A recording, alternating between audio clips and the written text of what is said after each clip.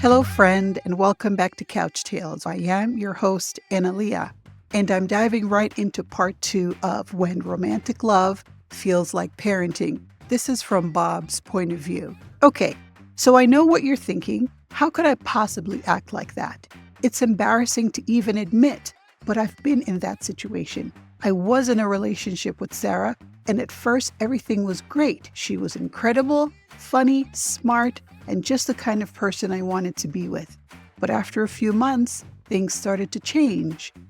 I noticed that Sarah started pulling away, and the more I thought about it, the more I realized I might have been too much, too needy, too demanding. Let me explain why I behaved the way I did, even though I know now that it wasn't healthy for the relationship. For some reason, I couldn't stop asking Sarah if everything was okay. I'd find myself needing her to tell me that I was doing a good job, that she still loved me, and that she was happy with our relationship.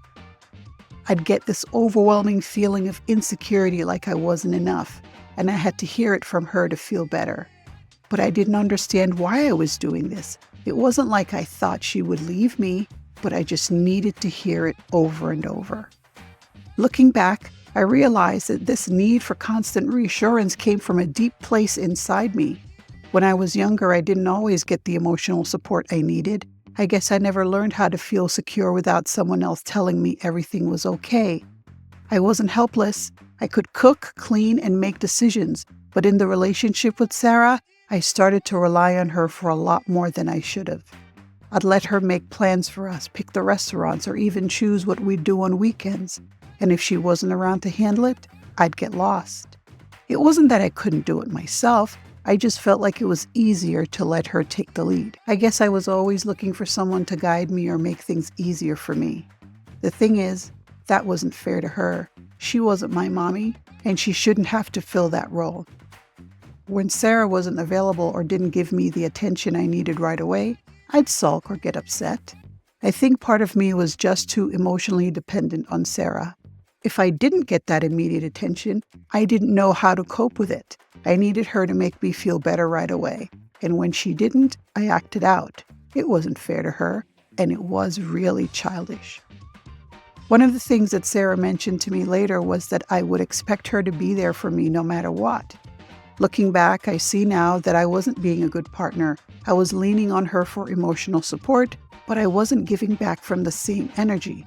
I'd pressure her to make decisions about the future of our relationship, and I'd ignore her requests for space. I thought that if I could just get her to give me the kind of reassurance I needed, everything would be fine. Now that I've had some time to think about all this, I realize my behaviors make a lot of sense in light of Freud's theory. You know, the famous psychologist? He talked about how early experiences shape our adult relationships.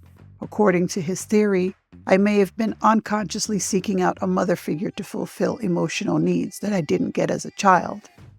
I didn't really want Sarah to be my mommy, but I guess in a way I was expecting her to meet the same emotional needs that my mother might not have been able to meet. So what's the takeaway?